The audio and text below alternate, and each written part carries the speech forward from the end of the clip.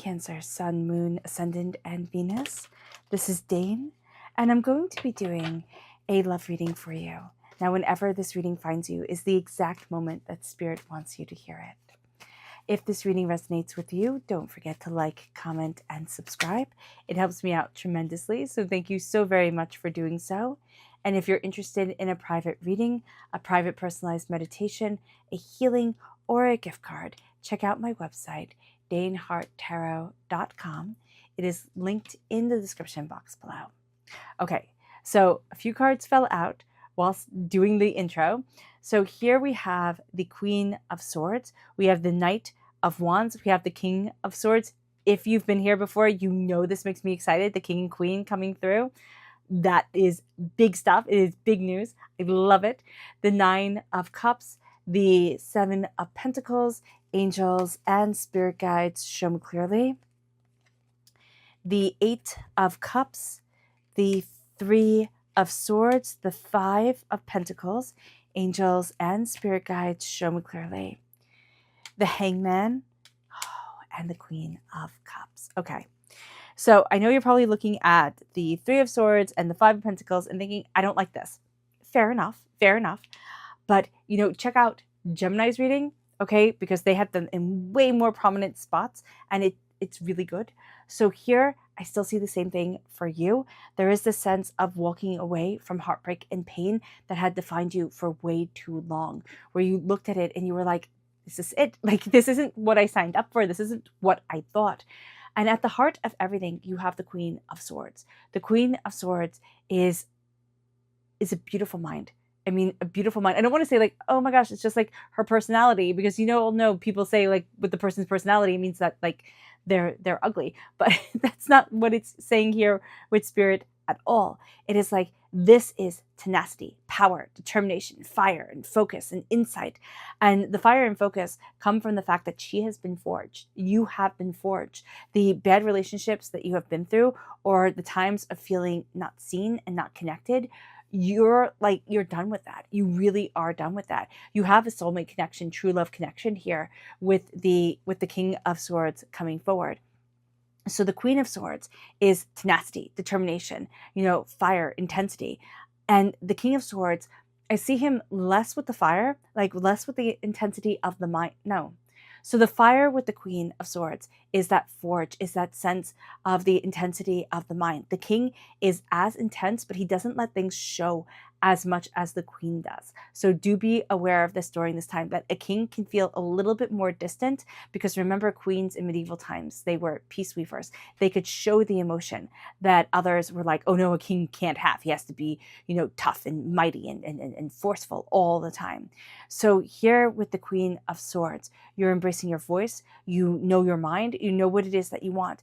And the person that is going to be your root and a strength to you also very much knows their mind, speaks their truth, says things plainly and, kind of forthrightly.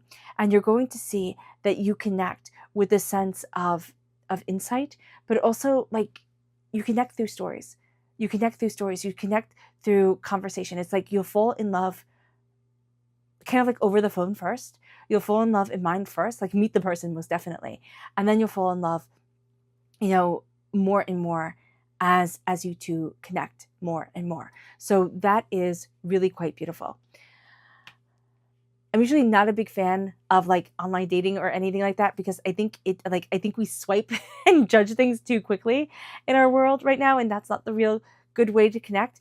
But I do see this as like, this could be a long distance relationship. This can be, meeting and starting talking, and it just turns into something bigger. But I don't know if I would say like, online dating could be great, because I still just don't like it. But it could work for you. It really could. It could work for you. With the Knight of Wands here as the energy to be mindful of, be mindful of very, very kind of like charismatic, like this is charismatic fly by night energy. Okay. You can be wanting a bit of romance right now and like totally understand, but this is somebody who loves them and leaves them. Right. And you've had relationships like that. And sometimes they're fine, but like, I just don't see that as like where your heart wants to be right now. So just be mindful if you like kind of like want to scratch that itch that way, that's great. But just know that this is like, be mindful. Here, the challenge is that love them and leave them type of energy. And it can be that somebody is just around you who is really charismatic, really super charming, but they don't have the long-term goals. This person here, the Knight of Swords, not as charismatic and charming. Like, no, they're not. They'll move a heck of a lot slower than the Knight of Wands, but they mean every single word they say. They just take longer to say it.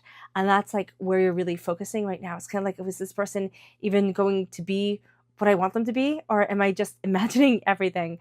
So you know what you could do with with the King of Swords energy is you can ask, because the King of Swords would tell you. You could be kind of like, forthright and say, is this going anywhere? I like you or I don't like you. I know it sounds like little kids passing notes, in high school type of thing, but just being open and honest will get you further than like playing games. Because like the Queen of Swords, she doesn't play games. She's just like, she just says it as it is. This is also air sign energy, Gemini, Libra, Aquarius. So there is that connection with air sign energy, but there is that connection with the voice and communication that is just so strong. So it could also be an air sign energy. Keep your eyes open for them. With the Nine of Cups here, the energy that's in the past, which is a little sad that it is in the past, is the sense of sweetness and beauty and love and connection and just sharing the bounty with those around you. But that has been like this really uplifting energy. The strength that you have right now is the Seven of Pentacles. You're patient. And I know you're thinking, I don't want to be patient anymore. Totally respect that. But the patience to watch things ripen and step into their power, right? Step into their sweetness, their beauty, that's going to serve you really, really well. And it does serve you really, really well. The Eight of Cups is the energy of the near future. Now, this is interesting because the Eight of Cups is an ending as severe as a divorce. So it can be that if you are getting divorced, those divorce papers are being finalized, or you're ending a relationship, like that relationship is ended, okay? But it's also the sense of like, as you step into the near future, you're choosing you. You're choosing your adventure. You're choosing your life. You're choosing what you want for yourself. And that's going to be a very big deal. With the Eight of Cups, if you have never been married, or you're like, Dane, I'm not getting out of a relationship, I really like the relationship I'm in, then this is you choosing you. This is also, if you're in a relationship, this is you and your partner connecting more and more, talking, being more open, being more honest. Do be aware that there's a flirty energy that is around you that kind of really wants your attention, but this is just to say that they got your attention, and kind of like a love them and leave them type of person. So do be mindful about that. You have the Three of Swords here as the advice. And the advice is that you've been through heartbreak and pain. And it means that you know the world more. It hasn't hardened your heart. At times it has, because that's what heartbreak and pain does. But as you've healed, as you've connected, you see that you're moving forward in love, you're moving forward in compassion. And the environment that you've been in, you've walked alone for quite some time. Even if you've had money around you, right? This is a poverty mentality.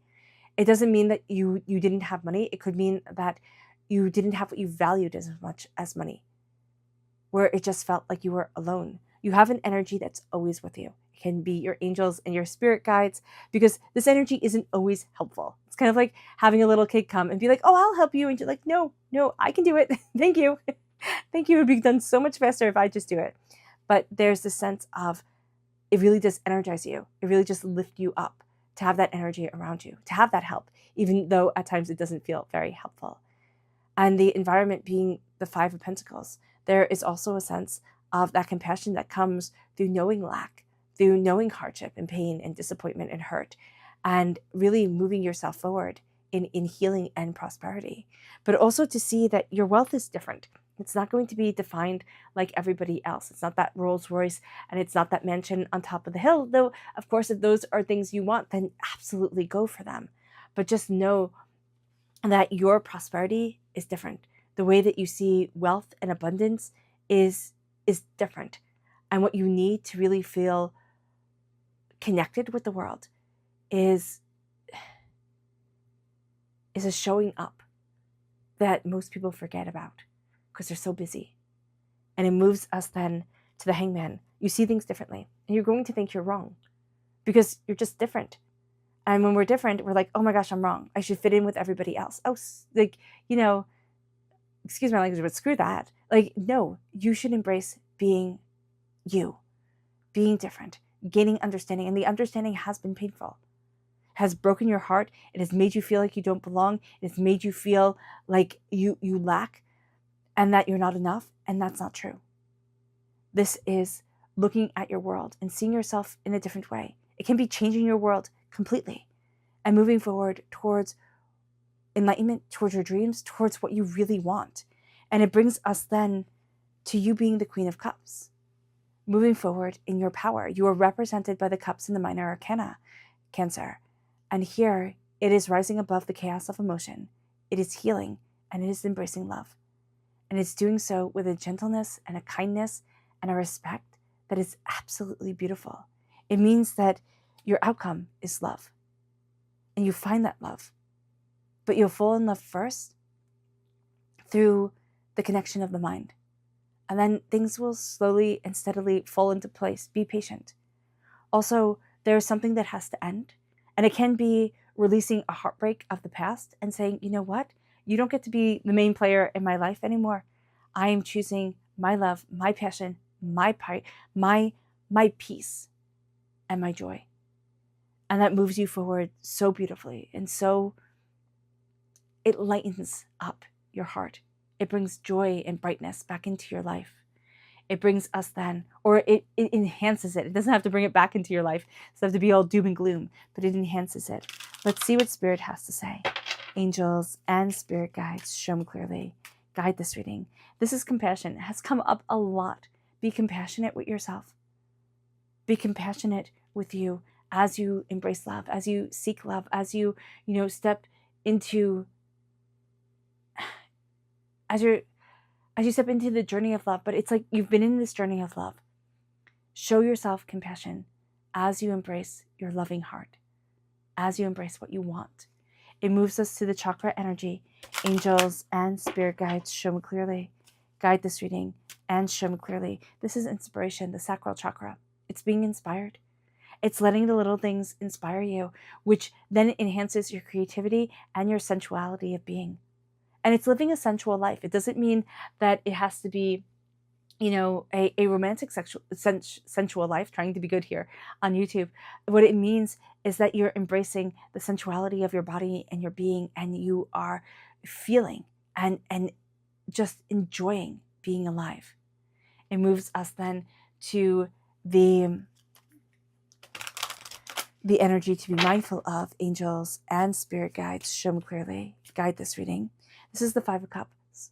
Be mindful of looking at the relationships and the things that have failed in your life and not turning around and seeing the healing, beautiful love that guides you forward.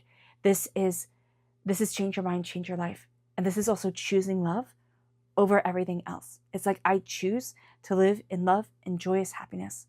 And it brings us then to the subconscious spirit message, which is nature.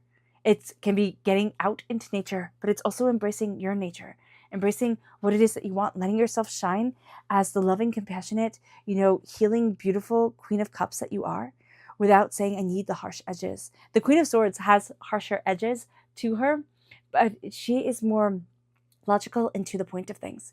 So here it's like you're embracing this logic and to the point, which she can really help push away, kind of toxic people. And then the compassion and the sweetness of the Queen of Cups comes forward. And again, it doesn't matter how you identify yourself. There's a gentleness to your nature during this time. And just as a water sign energy, as a Cancer, that needs to be respected and nourished. It moves us then to the subconscious chakra message, which is personal power, the solar plexus chakra. You are embracing your power. You are embracing your tenacity. You are embracing, this determination that leads you forward. And you are listening to your gut during this time. It moves us then to the subconscious energy to be mindful of. And this is the 10 of Pentacles. Be mindful that you are breaking a generational curse. You can sit there and say, oh my gosh, the women, the men in my family, they didn't have good relationships. Oh my gosh, this is just a perpetuation of the hardship that we have been through. And here it can be really jealous and thinking, oh, everybody else has it so easy. I can tell you for certain that everybody has their demons. Everybody has their struggles. And we only think they have it easier than us because they have what we imagine they have. We don't know how good their relationships are. We don't know the quality of everything. If we would stand for it, if we wouldn't, if that would be like joyous to us or it wouldn't be. Here, you're breaking generational curses and you're moving forward in love, but be mindful of those ties of everybody has it better than me, or the ties of, we're just not lucky in this way, because that's not true. It moves us then to the subconscious tarot message, which is the Lovers. Gemini energy, time frame, May 21st to June 20th. So if you're born on the cusp with Gemini, that energy is going to come through very powerfully for you.